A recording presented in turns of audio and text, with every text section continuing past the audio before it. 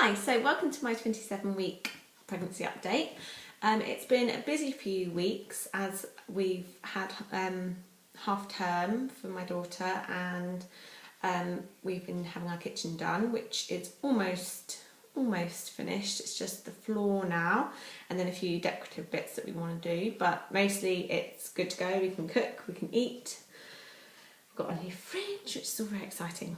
So as far as pregnancy goes, I feel like I've become humongous, which I always say, but it just surprises me at how much I get bigger, and I wasn't expecting to or something, as if it's a surprise, but I kind of think it's only going to get worse.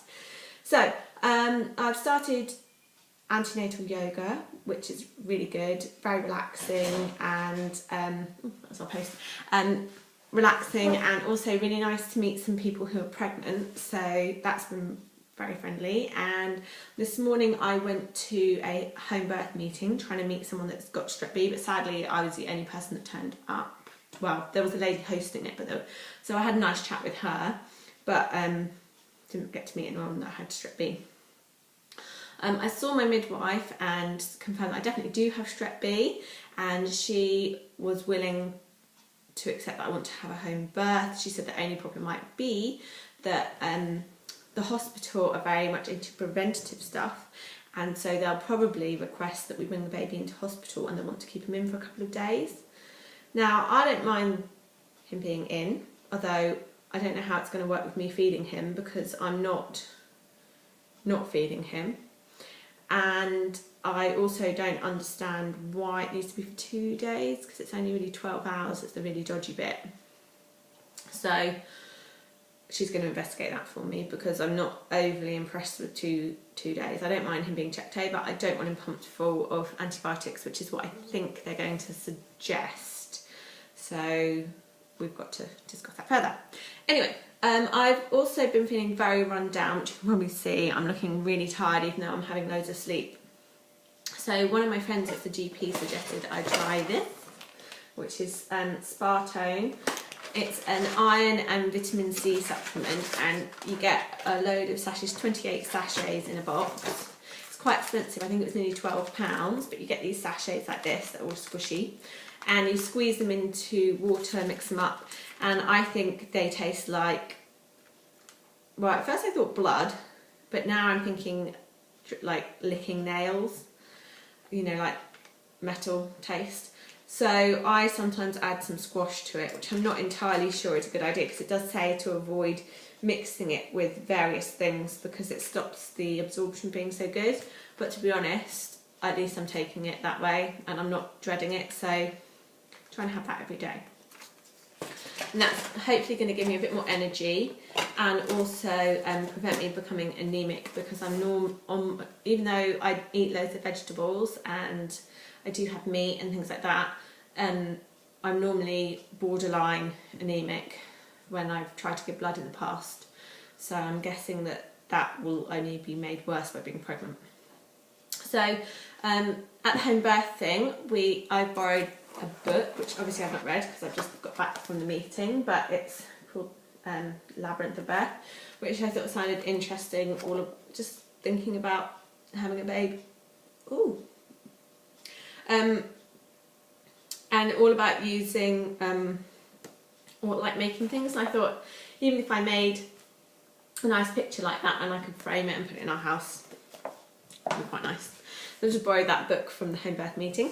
And the other thing we talked about when I was at the meeting was something that I'm hoping to do, because I suffered from postnatal depression last time, and that is to have my placenta encapsulated, which sounds very fancy, but what it basically means is having your placenta dried out, crushed up and put into capsules that you take like an antidepressant. So I've got this leaflet, and there's a website on the bottom, and you can find out, but on the back it says who the lady is in Surrey who's well known for it and was recommended to me. And so what you can do is that you can have a smoothie, which I think I'd like to do, but I'm also kind of trying to bring myself around to the idea of eating a piece of myself. And then they can come and collect it and dry it and put it in capsules for you. Apparently there's a bit of a problem at the moment because the government want people to do it themselves rather than get this company to do it, this network to do it. So it's the Independent Placenta Encapsulation Network, which is what they work through. And apparently the government want you to do it yourself so that you don't poison yourself. But to my way of thinking, bearing in mind I've never done it, I'd rather get someone else who has done it before to do it. Although the other thing that I heard is that you just dehydrate it in a dehydrator, which I've got one of those, and once you've done that you can't use it for anything else. So I could use it, but I'd have to sacrifice the dehydrator. So I'll have to think about that, but I think I'd rather get someone else to do it because, to be honest, having just given birth, I don't really fancy standing around chopping up bits of placenta. I'm not even that keen on the idea of having it, but if it means I don't get depressed, I think I'd probably eat capsules of soil because I was so unwell last time and I really want to not be this time, especially now I'll have 2 children relying on me. And also, when I was depressed, I didn't enjoy myself and I made my husband's life a misery at the same time. Not really an experience I would recommend. So that is something else that I am looking into.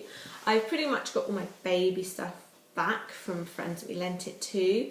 The only thing that I still, well, there's a couple of things. One, I want to make a new fabric bit for the Moses basket, and I want to get a new mattress for it because I can't find the mattress that I kept. I thought it was in the loft, but my husband's assuring me that it's not. So I've got to get that sorted out.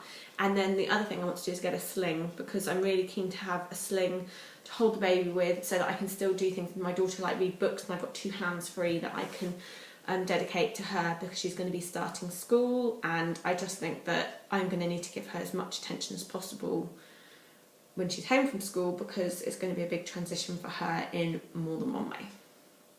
So there's been a lot going on, but overall pretty good, and fortunately I'm feeling a bit better than I have been the last few days, so I'm hoping that it was just a bug I had and that I'm fine now because my blood pressure's fine and I'm eating, I'm drinking.